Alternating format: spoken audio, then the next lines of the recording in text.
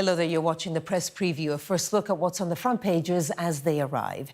In the next half hour, we'll see what's making the headlines with Financial Times associate editor and columnist Stephen Bush and contributing editor of The Times and Sunday Times, Cindy Yu. Welcome both.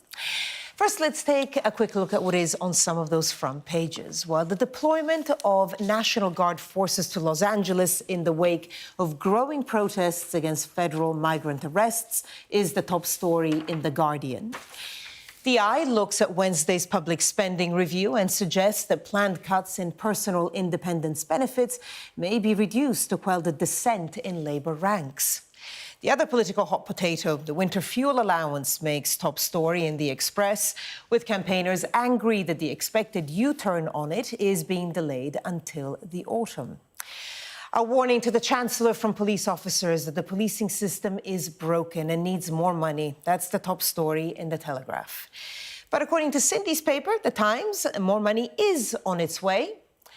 The Sun has been looking at the cost of keeping migrants in hotels and says the £4.7 billion annual bill is equivalent of every penny in tax paid by workers in a city the size of Manchester.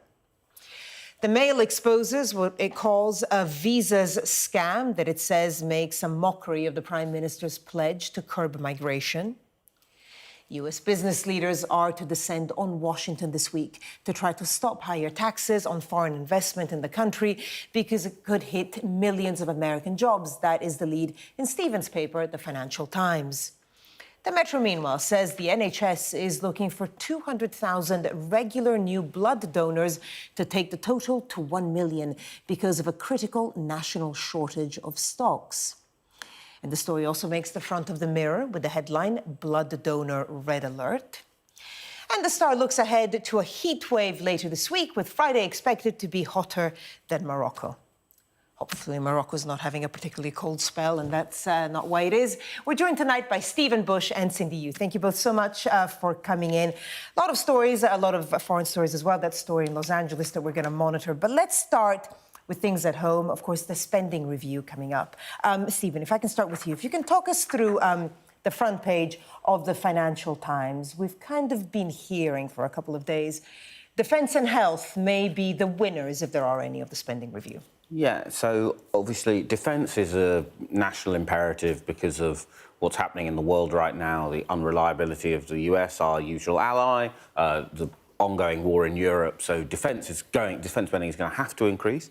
And the Labour government, who of course made a bunch of promises on tax which limit their freedom to manoeuvre, have decided that they think that the NHS is the big thing they have to be able to show some improvements by the time of the next election. But the devil in the detail here is that although this is a larger spending settlement than some in the NHS feared, larger than it would have been had the Conservatives won, in historic terms it is below the average increase than the NHS has enjoyed in the past. And therefore, there's a question of whether or not... the real risk to the government here is they have an approach which essentially means cuts to some other departments, a huge amount of spending in infrastructure, so that's things like transport, new roads, new rail connections, that style of thing. But they're really relying on the social policy end, and this money in the NHS will turn things around. And if it doesn't, then that will be quite difficult for them and indeed for everyone else. What do you make of their choices so far, or what we think they are? Well, I think Stephen's absolutely right in saying that defence was not really even an option to increase spending with. We only just seen the NATO summit, where because of American pressure, there's been a pledge to increase defence spending to 3.5% and another 1.5% of GDP on various resilience building as well. So this 2.5% that the government has pledged is already not enough compared to the Western mainstream, or what America wants the Western mainstream to be.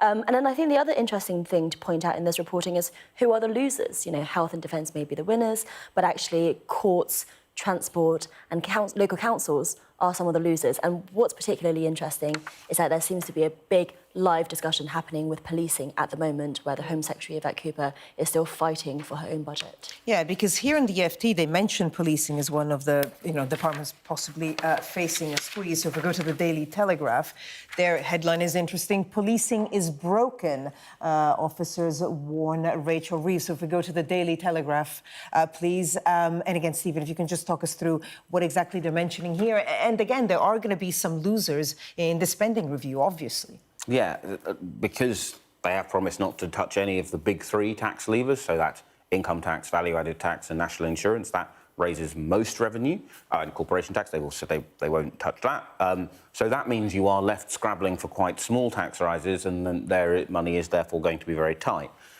As Cindy said, there's an ongoing row in Whitehall between the Home Secretary, Yvette Cooper, and the Chancellor of the Exchequer, Rachel Reeves. And now we have the head of two bodies that represent regular officers and superintendents writing in the Telegraph saying, look, policing is broken, we can't take any more cuts. Now, there are two ways to see this. The Treasury view would be, oh, we see this always with the spending department in the end of a budget negotiation, or in this case, a spending review negotiation, where they get their people to place articles going, oh, you know, the world will end, the walls will fall down if we have more spending cuts. Whereas if you ask someone in the Home Office, they'd say, well, look, we've had 14 years of spending cuts. The government has a quite radical plan to deal with the fact that the last government didn't build enough prisons. That's going to put more pressure on the police, so we've got to have more money.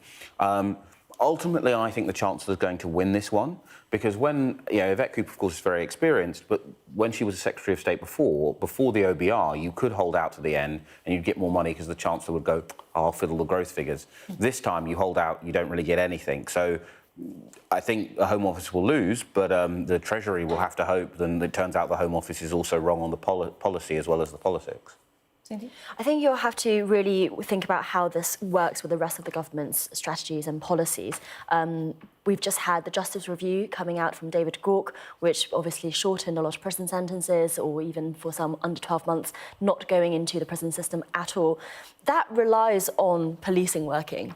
Right, so it relies on there being punishments that are not imprisonment. And so this is clearly not an ideal situation for the government as a whole to be in, because we are also facing such pressure in the prison system, which relies on good policing. Do you think the choices that we seem to think that the government is going to make in the spending review actually align with what the public wants to see and what they need to see before the next election?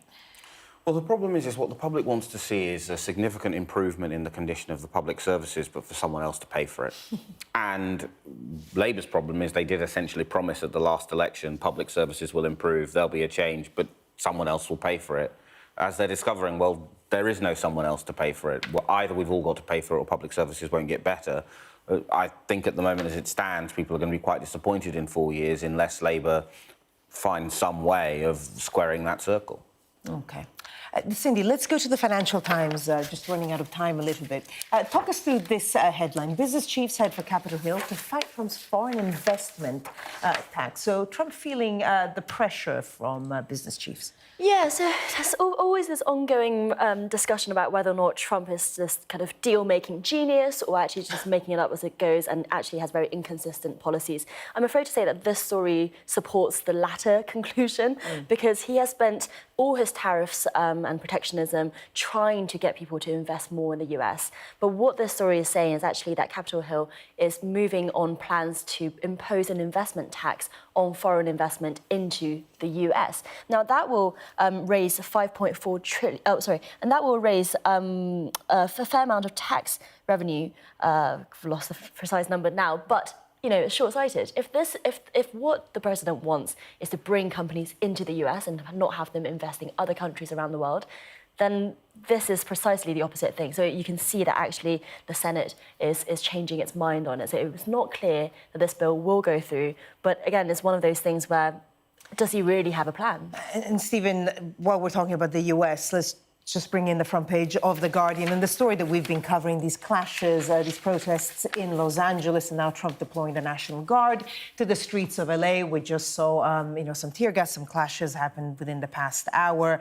The governor of California saying that basically, it's a sort of escalation, but also calling for calm. I mean, do you think that the president will focus a lot on this because immigration is such a cornerstone of what he promised in the election campaign? So I think it's partly that, and as you say, immigration was a core promise for him. He has this huge deportation target, which is very hard to see how he can meet without this kind of measure.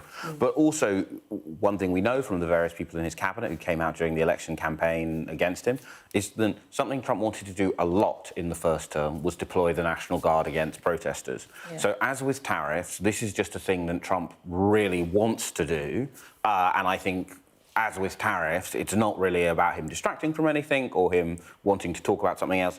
This is core to the type of politics that Trump wants as president, and that's a big part of why we're seeing I mean, it. the defense secretary even has threatened using the Marines, potentially, if things escalate, according to them. And the images are probably going to be welcomed by the people who voted Trump in, because they then see tough action.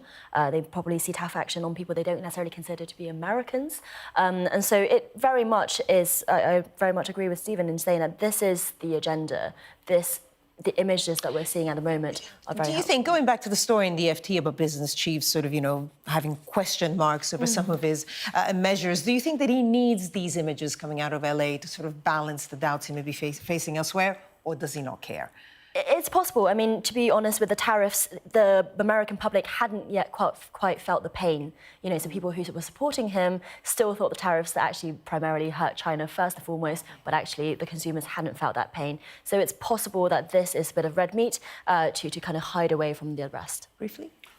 I think the problem is that any country, whether you're a dictatorship or a democracy, you've got to get the economy right. And in the long term, our story, I'm not just saying it because it's our story, but our story about that investment tax matters much more to Trump and to the US and the prosperity of everyone in the world than whether or not he gets his preferred repression on the streets of LA. Stephen Tindy, thank you so much. Stay with us because coming up on the press preview, the NHS is out for your blood. That's a pretty dramatic headline in the Metro as the health service urges donors to come forward.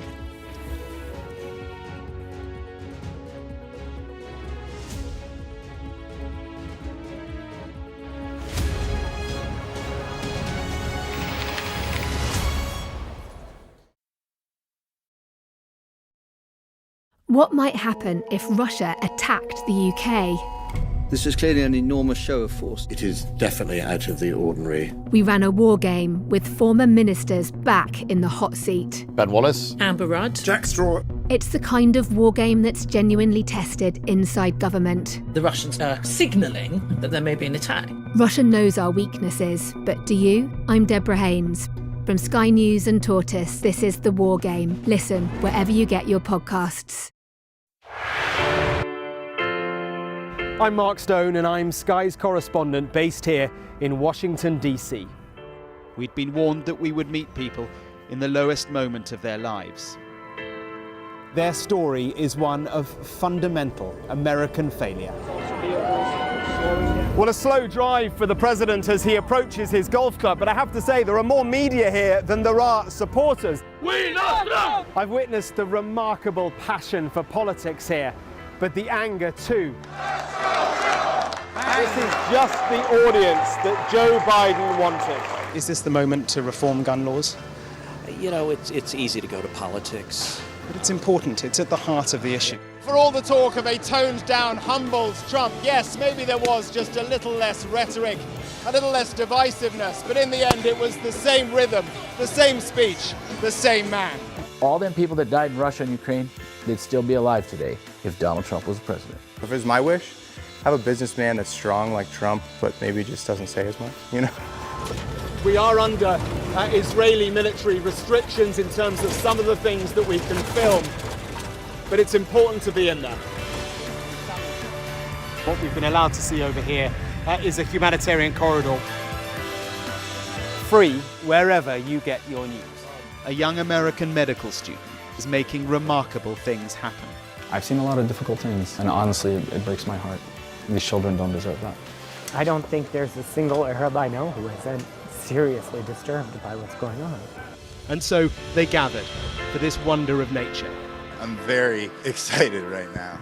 This is an extraordinary moment beyond anything I could have expected. Sky News, get the full story first. We arrive. A secret hospital hidden in the Myanmar jungle, treating the victims of this bloody war. This is Myanmar today. Its military rulers don't want the world to see, but we have. I fight for my own future. I fight for my generation's future. This is an actual crime. They don't care for that. Myanmar army is only a couple of kilometers away. So this is a major humanitarian disaster.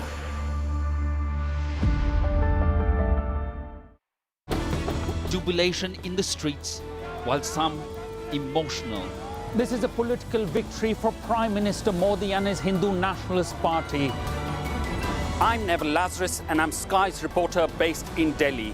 Companies like these are helping India in its trajectory to be a serious player in space exploration.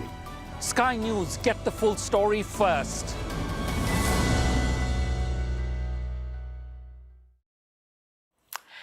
Welcome back. You're watching the press preview. With me in the studio, FT Associate Editor and columnist Stephen Bush and contributing editor to The Times and Sunday Times, Cindy Yu. Let's go to the eye. And Cindy, why don't you start us off with this? So PIP benefit cuts, personal independence payments, may be softened. And this is to make sure that a lot of the MPs that feel very strongly about it don't quite push back on Rachel Reeves as much. Yeah, PIP is probably the most controversial part of the mooted welfare cuts that the government is planning on bringing in, which was overall save about £5 billion, because they apply to disability claimants. So it's hard to see how those are not the people who are most in need of it.